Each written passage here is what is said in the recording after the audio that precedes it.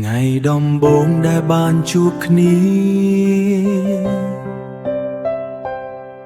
ជីវិតដូចទើបចាប់ផ្ដើមថ្មីឈ្មោះងួនសុធីនឹងឈៀតគីមហៀងសរសែស្នេហ៍លើផ្លូវវាសនាចាប់វាសនាចាប់ដៃគ្នាឆ្លងកាត់ថ្ងៃវែងពីអតីតដល់សពថ្ងៃ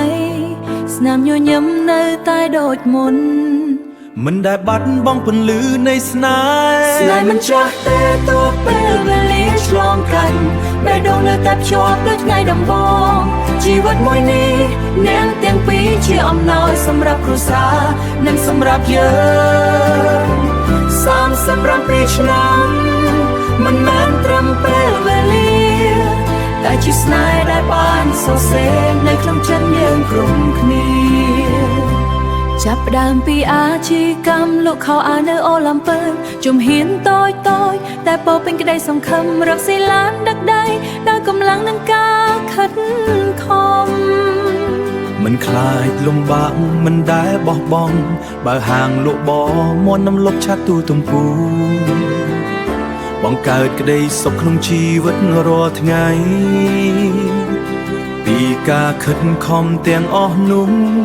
ខ្លាយជាគ្រួសារដែលពោពេញដោយក្តីស្រឡាញ់ស្នេហ៍មិនចាស់ទេទោះពេលវេលាឆ្លងកាត់បេះដូងនៅតែភ្ជាប់ដូចថ្ងៃដំបូងជីវិតមួយនេះ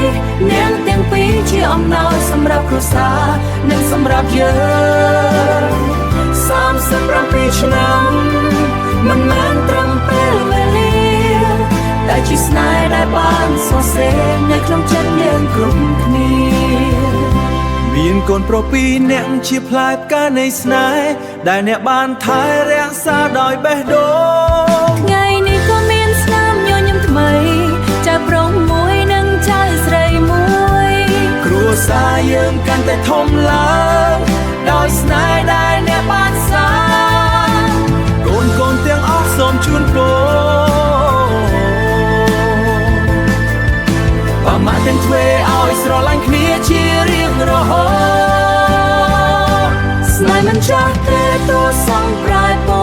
ណ៌ចិត្តនៅតែស្រស់ដូចថ្ងៃមុន37ឆ្នាំនឹងបន្តទៅមុខជាមួយស្នេហ៍មិនចេះអស់ជីវិតនេះយើងសូមជូនពរឲ្យអ្នកស្រឡាញ់គ្នារហូតដល់ថ្ងៃចុងក្រោយនៃពេលវេលាស្នេហ៍នេះរបស់ឪពុកងួនសុធីនិងម៉ាក់ជារៀងរហូត